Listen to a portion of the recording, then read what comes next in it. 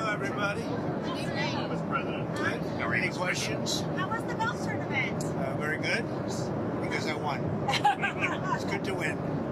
You heard I won, right? Did you hear I won? Just to back it up, over there, I won. What's your handicap I like these to win days? very low. I have a very low handicap. Okay, let's go. Sir, Chinese foreign... Back up a little Sure. bit. The Chinese Foreign Ministry said that the market has spoken when asked about the tariffs.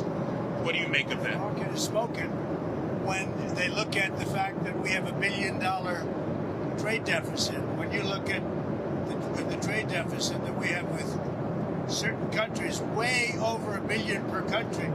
But with China, it's $1 trillion. And we have to solve our trade deficit with China. We have $1 trillion trade deficit with China. Hundreds of billions of dollars a year we lose with China. And unless we solve that problem, I'm not going to make a deal. Now, I'm willing to deal with China, but they have to solve their surplus. We have a tremendous deficit problem with China. They have a surplus of at least $1 trillion a year. I think it's like $1.1 trillion. And I want that solved. And no other president's taken it on. I had to take it on the last time, and then we had a rigged election. No other president's taken it on. And so China is, you know, they say the market's spoken. The market, China is right now taking a big hit because everyone knows we're right. They have to pay tariffs because otherwise we have a surplus and they have a surplus with us that is not sustainable. Mr. President. And we're talking about $1 trillion. You know that, right? We're not going to lose $1 trillion for the privilege of buying pencils from China. On the idea of crashing the markets on purpose, there's been some speculation, partly because of the video that was posted on Truth Social, that there was some sort of deliberate effort on your part to have the market sell off. Can you talk about that? No, that's not so. But I do want to solve the deficit problem that we have with China, with the European Union and other nations. And they're going to have to do that. And if they want to talk about that, I'm open to talking. But otherwise, why would I want to talk? And as you know, because of the tariffs, we have $7 trillion already committed to be invested in the United States, building auto plants, building chip companies, and all sorts of companies are coming into our country at levels that we've never seen before. Biden had nothing coming in. This was a dead country with Biden. He didn't know what he was doing, and that's now been proven at least. Trump, this weekend, you talked to a lot of leaders this weekend. Can you tell us, sir, were there any deals made? I spoke to a lot of leaders, European, Asian, from all over the world. They're dying to make a deal. But I said, we're not going to have deficits with your country. We're not going to do that, because to me a deficit is a loss. We're going to have surpluses, or we're at worst going to be breaking even. But China would be the worst in the group because the deficit is so big and it's not sustainable. And you know, I was elected on this. This was one of the biggest reasons I got elected, was exactly because of this. And we're going to put tariffs, we've already put them on. It's not a question of we will. We're going to put them on. And those tariffs next year will make us $1 trillion. In addition to the $1 trillion, thousands of companies are going to relocate back into the United States. In North Carolina, already furniture people are starting to move back in. In Detroit and Michigan, which I won, because of what I said, what I'm telling you, car companies are starting to open up. In Indiana, a big one is under construction, as an example, Honda. But they're moving in like nobody's ever seen this before. So it's unsustainable for us to allow China to have surpluses of $1 trillion. We will be taking in over $1 trillion over the next short period of time with the tariffs that I've already instituted.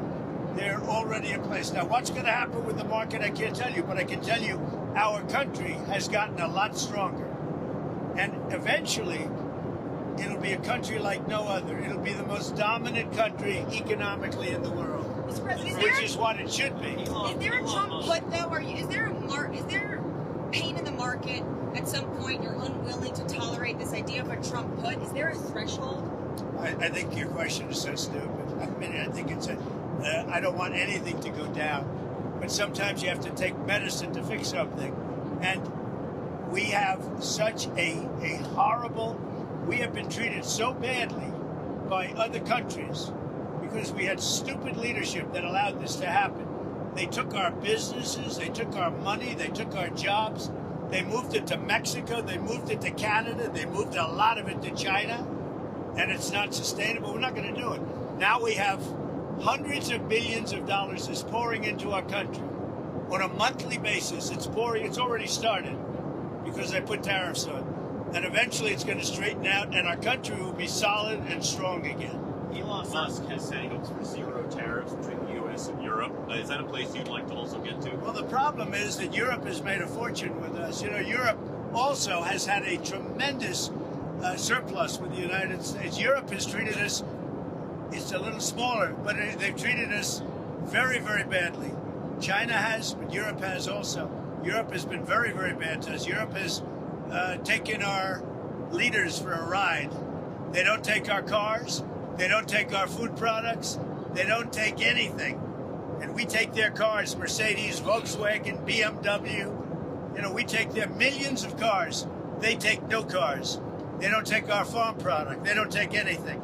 Europe's treated us very badly. We put a big tariff on Europe. They are coming to the table. They want to talk.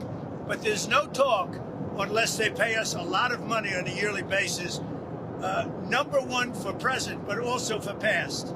Because they've taken a lot of our wealth away, and we're not going to allow it to happen. Sir, have you talked to any tech leaders over the weekend about the tariffs? Yeah, I talked to the biggest in the world. I talked to the biggest of them all. Many of them, but I've talked to, I would say 4 or 5 that are considered the biggest. They don't, you know what they said? We don't blame you. Who did you talk to? I don't want to say. I'll put it out. I may give it to you. NVIDIA CEO? I have to find out if they mind. You know, I don't know if that was a confidential call or not, but we had 5 or 6. I've spoken to many countries. They all want to do, just so you understand the power of what I'm doing. Every country is calling and being very solicitous of us. Very, very nice. They're being very nice. And we have to be able to justify. This is not sustainable. The United States can't lose $1.9 trillion on trade. We can't do that and also spend a lot of money on NATO in order to protect European nations. We cover them with military, then we lose money on trade. The whole thing is crazy. And I got elected on that basis. We explained it. You know, the American people understand it a lot better than the media, but the media understands it. And much of the media writes correctly about it, I must say. Sir, Okay. When are the next set of talks with Russia, and who will participate, and where are we in terms of making progress in terms of peace? We're talking to Russia. We'd like them to stop. I don't like the bombing. The bombing goes on, and every week thousands of young people are being killed. And it's a horrible thing that should have never started, would have never started if I were president, 100%. On the tariffs, is it a negotiation Who are you now? Bloomberg, sir. Is it a negotiation or rules of the road? Go ahead, another question, please. Sir, About TikTok. She asked too many questions. Sir, about TikTok, there was a report that there was about to be a deal, but China changed its mind because of the I'd tariffs. say it was largely true. The report is that we had a deal pretty much with TikTok. Not a deal, but pretty close. And then China changed the deal because of tariffs. If I gave a little cut in tariffs, they'd approve that deal in 15 minutes, which shows you the power of tariffs, right? President, former New Hampshire Governor Chris Sununu is saying that he'll win the open Senate seat in New Hampshire and that he has no doubt you'll support him if he runs. Is that true? True. I told him. He came to my office, came to the Oval Office, and met with Chris Sununu, and I support him fully. I hope he runs. He's been very nice to me over the last year or so.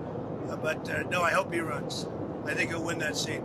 Sir, when we get into late summer, early fall, and people are doing their back-to-school shopping, do you think they'll have inflation to worry about at that point? I think there's not going to be. I don't think inflation's going to be a big deal because if you look at me, I took in hundreds of billions of dollars. This is not new to me. I took in during my 4 years hundreds of billions of dollars from China. And we also took in a lot of money from other countries, but in particular China, because it was just getting started. And we had no inflation. Who had inflation was Biden. Biden had the worst inflation in the history of our country. I had no inflation. We had a perfect country. We had no wars. I ended them all. I defeated ISIS. Everything was good. And then when this numbskull got in, as they really call themselves now, numbskulls, but when he got in, bad things happened to our country, including our open border. That now we're doing very well with. We have the best numbers on the border that we've ever had. Speaking of the border, have you talked to Attorney General Pam Bondi recently about the cases going on with the deportations? Yeah, sure. It's really sad when you think that Biden allowed millions of people to come in, and if they find one, now I will tell you, the one, somebody said he's a member of MS-13, not Tren de Aragua. He's a member of MS-13, and therefore he should immediately be brought back. Well, MS-13 is just as bad as Tren de Aragua. So they say, oh, we made a mistake because he's not with them, he's with MS-13. Bring him back, bring him back. MS-13 is a very bad group. Sir, how concerned, maybe as bad, actually. How concerned are you about the measles outbreak? There was another fatality today, and what else would you like to see in terms of the response? Well, I think they're doing reports on it. It's so far a fairly small number of people relative to what we're talking about. Something that people have known about for many, many years. I mean, measles has been, this is not something new. And we'll see what happens. But certainly, if it progresses, we'll have to take action, very strong action. El Salvador's president said on X that he'd been invited to the White House on April 14th for a working visit to discuss Tren de Aragua and MS-13 and other ways we can support each other, the U.S. and El Salvador. I was curious if you could expand more on what some of these other ideas you had for El Salvador. Well, I think, you're in the way of that camera, by the way.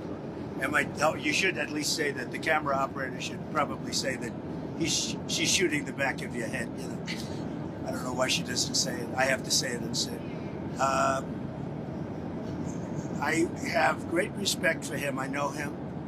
I've known him for a long time. He's a young leader, and he's very tough on crime.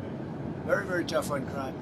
And in their system, their prison system, they spend a tiny fraction of the money that this country spends. So, but he is coming in, I don't know when, but he is coming in sometime over the next couple of weeks. What are you and Prime Minister Netanyahu going to speak about tomorrow? We're going to talk about trade, and we're going to talk about the obvious subject. You know what the obvious subject is. Do you have any news for us on the obvious subject? I'm trying to do trade just to keep it down. No, look, there's a lot of things going on with the Middle East right now that have to be silenced. We had no problem with the Middle East. Everything was done. We had no problem with Iran. We had no problem with anybody. And then you had October 7th. And that was all because Iran, as you know, was not giving money to anybody because they had no money.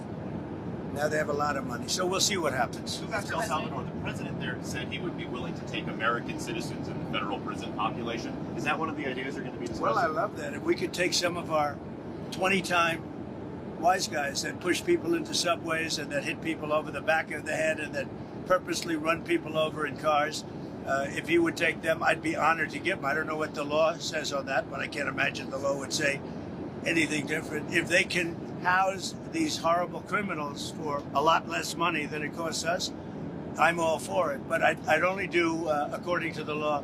But I have suggested that, why should it stop just at people that cross the border illegally? We have some horrible criminals, American grown and born. And if we have somebody that bops an old woman over the head, if we have somebody that is in jail 20 times and goes back and shoots people all over the place and then has a bad judge or a bad prosecutor that do nothing about him, all they worry about is politics, they don't worry about that. I think if we could get El Salvador or somebody to take them, I'd be very happy with it, but I have to see what the law says. Okay, what else? Can you say, did you agree to lowering tariffs for any of the countries that you spoke to today? So what you understand, Jennifer, you have to understand this. We have massive surplus countries that we're dealing with. We have massive deficits. We've got to straighten that out. because you can't continue to be that way. It's been that way for years now, and it can't go on any longer. And we're the piggy bank. We have all the advantages. Forget markets for a second. We have all the advantages. We're going to straight out. We're going to become a wealthy nation again, wealthy like never before. And we're not going to let other nations that have been ripping us off, whether it's China or the European Union, with all of the European nations that have just made, it's been like a feast. Look, the European Union was formed for one reason. You know what that was? To rip off the United States. So put that in your bonnet. I hope you had a good flight. Have a good time. Thank you for your time, Mr. President. Bye, Thank you, sir. guys. We'll see you tomorrow. Thank you. Oh, God. Get that off camera. Yeah, no, you're good.